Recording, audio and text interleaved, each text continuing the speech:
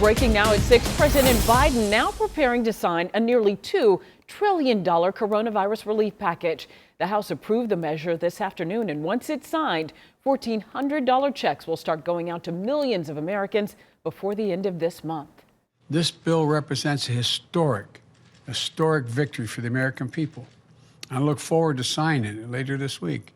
The American Rescue Plan, the partnership between Johnson & Johnson and Merck, proves we can do big things, important things in this country. The White House press secretary says President Biden plans to sign the legislation on Friday.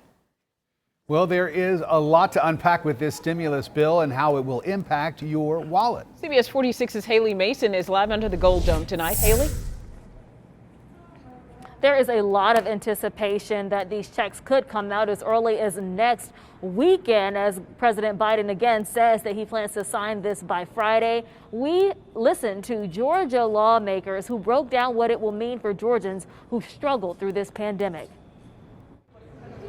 Relief is on the way for Georgians who've been struggling in the pandemic with little help. It kind of sucks for the people that are definitely on the lower end, because just getting $2,000 for the whole year, it's not going to help with much. Hakeem Maurice tells us the upcoming stimulus check is much needed for him. These stimulus checks will help me with things like bills, food, and, things of that nature. Meanwhile, in Washington, people are hurting and relief is needed immediately.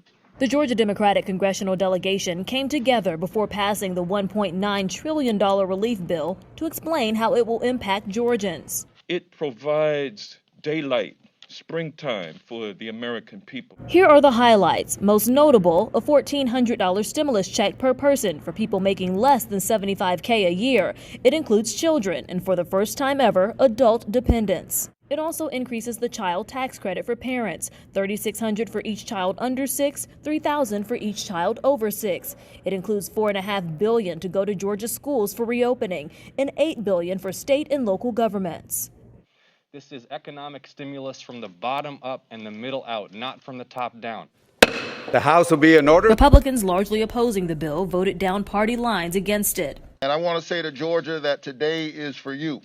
And while some have been fortunate, both my wife and I have careers where we have been able to work from home. Others have been through one of the most challenging times in American history. I don't think it's acceptable to, have waited so long. And here at the state capitol, we know the debate coming from Democrats trying to push Medicaid expansion has really fizzled out at every turn. But Raphael Warnock announcing today that this funding bill includes $2 billion in funding for Medicaid expansion for Georgia. That could be more gas in this Democratic engine as they try to push that effort forward. Reporting live in the state capitol, Haley Mason, CBS 46 News. Haley, thank you.